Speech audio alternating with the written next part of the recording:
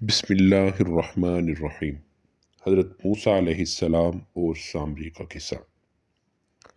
ہم کوشش کریں گے کہ حضرت موسیٰ علیہ السلام اور سامری کے اس قصے کو اب تک مستند روایات اور قرآن حکیم کی روشنی میں پیش کیا جائے۔ تو سب سے پہلے جانتے ہیں کہ سامری کون تھا، یہ اس کا نام تھا یا قومیت؟ تو علماء فرماتے ہیں یہاں سامری سے مقصود سمیری قوم کا ایک فرد تھا۔ عربی میں اس قوم کو زمانہ قدیم سے سامری کہتے چلے آ رہے ہیں اور ان کا قدیم وطن عراق تھا۔ حضرت مسیح علیہ السلام سے تقریباً 3500 برس پہلے دجلہ و فرات کے دوابے میں دو مختلف قومیں آباد ہو رہی تھیں۔ ایک عظیم الشان تمدن کی بنیادیں لگا رہی تھی۔ ان میں سے ایک قوم جو جنوب سے آئی عرب تھی، دوسری جس کی نسبت خیال کیا جاتا ہے کہ شمال سے اتری سمیری قوم تھی، اور اسی قوم کے نام سے تاریخ قدیم کا شہر سامرا بھی آباد ہوا۔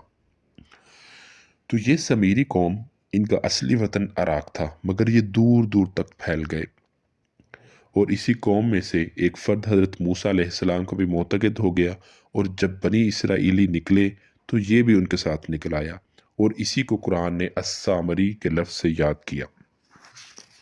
یہ اسرائیلی نہ تھا۔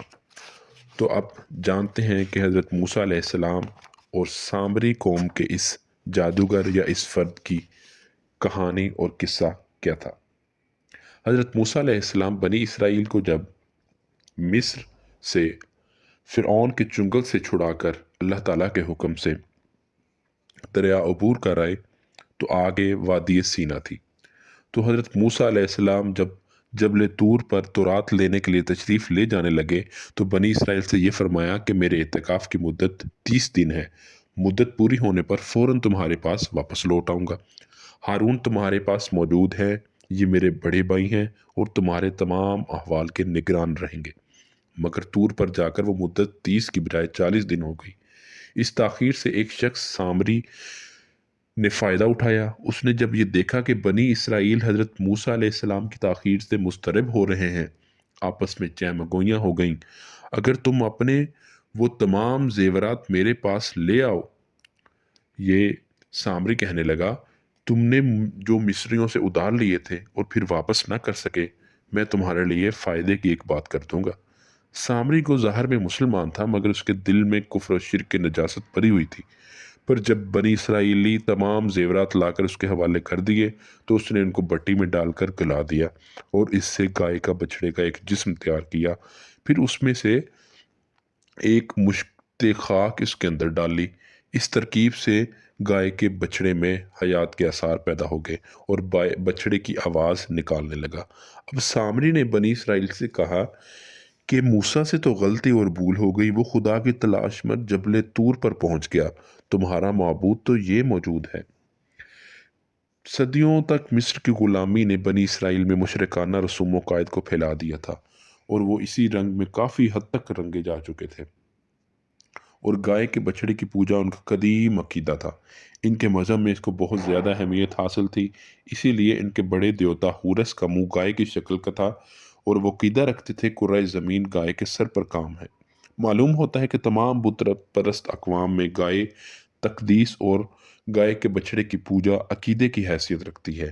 اسی لیے ہندوستان، عراق، ایران، چین اور جاپان کے بت پرستوں میں اس کی اہمیت یکساں نظر آتی ہے۔ سامری نے جب بنی اسرائیل کو ترغیب دی کہ وہ اس کے بنائے ہوئے گائے کے بچڑے کو اپنا معبود سمجھے اور اس کی پوجا کرے تو انہوں نے اس کو بآسانی قبول کر لیا۔ حضرت ہارون علیہ السلام نے جب یہ دیکھا تو بنی اسرائیل کو سمجھایا یہ تو بہت گمراہی کا راستہ ہے، مگر انہوں نے حضرت ہارون علیہ السلام کو قتل کی دھمکی دی اور ان کی بات ماننے سے انکار کر دیا۔ جب نوبت یہاں تک پہنچی تو اللہ تعالیٰ کی مصلحت کا تقاضا یہ ہوا کہ حضرت موسیٰ علیہ السلام کو اس واقعے سے مطلع کر دیا جائے۔ اس لیے حضرت موسیٰ سے پوچھا، اے موسیٰ، تم نے قوم کو چھوڑ کر یہاں میرے پاس آنے میں اس قدر جلدی کیوں کی؟ تو حضرت موسیٰ نے عرض کیا، یا باری تعالیٰ، اس لیے کہ میں تیرے پاس جلد حاضر ہو جاؤں اور اپنی قوم کے لیے ہدایت حاصل کروں۔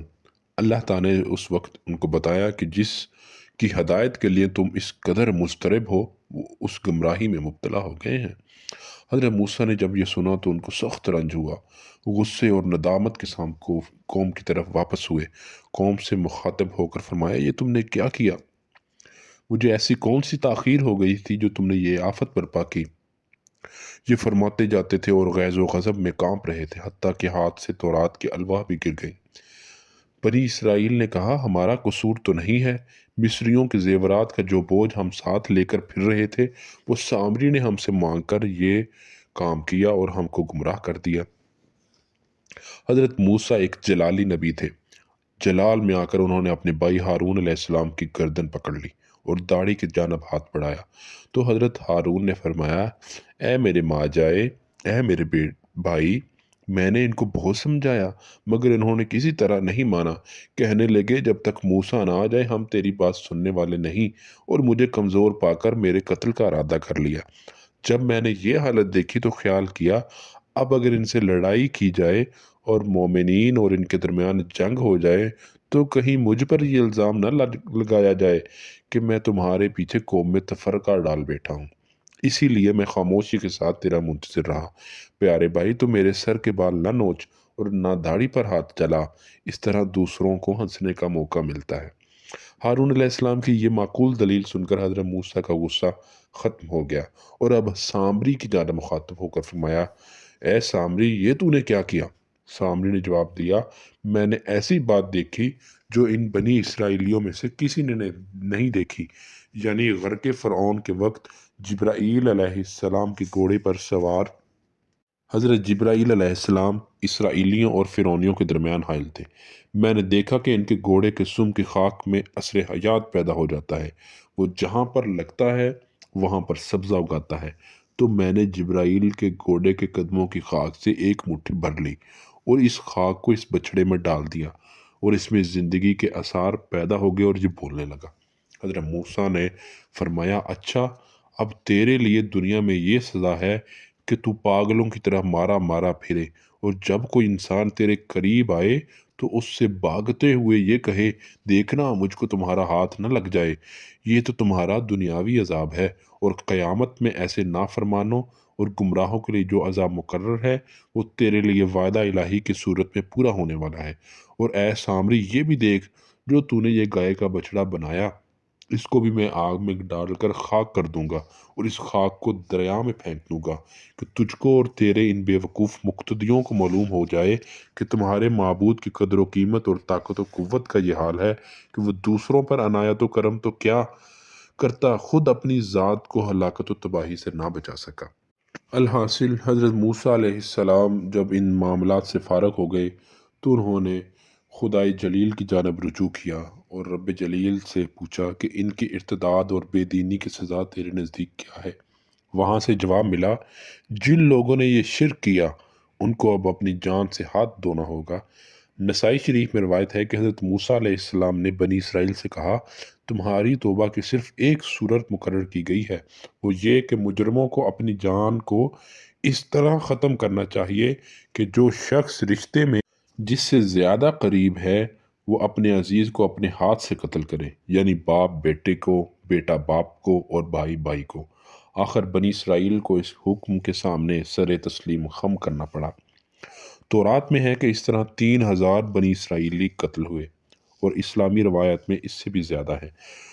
تو جب نوبت یہاں تک پہنچی تو حضرت موسیٰ درگاہ الہی میں سجدہ ریز ہوئے اور عرض کی، یا بار الہ، اب ان پر رحم فرما اور ان کی خطاؤں کو بخش دے۔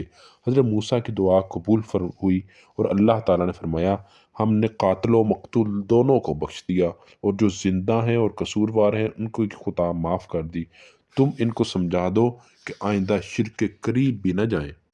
قرآن حکیم میں یہ واقعہ تفصیل کے ساتھ سورہ بقرہ میں آیت 92 تا 93، سورۃ اعراف میں آیت 148 تا 154، سورہ طٰہٰ میں آیت 83 تا 98 میں تفصیل کے ساتھ بیان کیا گیا ہے۔